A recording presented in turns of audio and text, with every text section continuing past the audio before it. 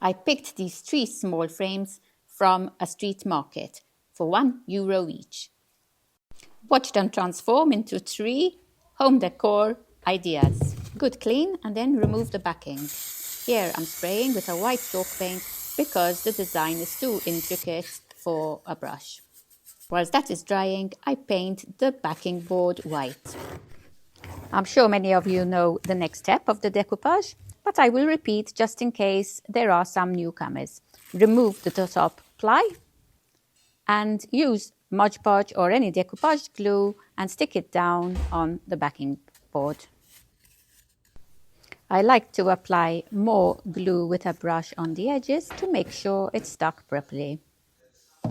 After a few coats of spray on the frame, it's time to assemble. I put everything together and voila, a lovely frame with a decoupage glue. But that's not all. Since I won't be using this as a frame, I needed 4 wooden balls, which I will be painting with an acrylic color.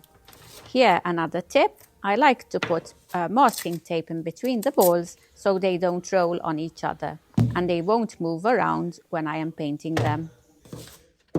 Here I am painting them a blue color to match the napkin, but eventually I changed my mind and painted them the color of the frame. As a final touch, I'm using some gold wax to bring out the detail of the frame. Using the best tool for this process, eye fingers. Let me know in the comments section below if you like the gold wax effect or if you would have left it just plain white. This is a candle holder using an LED candle. For the next frame, you need to cut a piece of plywood the same size as the frame. Remove the backing board. You will need to use pliers for this part to remove the nails. I then went ahead and painted the frame and the backing board in a light colored acrylic. I then chose the color that I wanted for this project and painted over the white. I always like to start my work with a light chalk paint color, but you can easily go directly with the color that you choose. I had these decals and I will be using this on the board. You have to put the decals in some warm water, leave them a few minutes and the transfer can easily come off. Place it on the backing board of the frame and with a paper kitchen towel, dab it on to remove the excess water. Here I'm sticking the backing board back into the frame with a hot glue gun. The first step of this project is ready. Now to continue the final step. I had also painted the cut plywood in the same color as the frame. Here I am sticking wooden balls around that piece of plywood. I will be sticking the frame with the decal on top of the beads. You have to act fast here because the glue stick starts to get cold fast.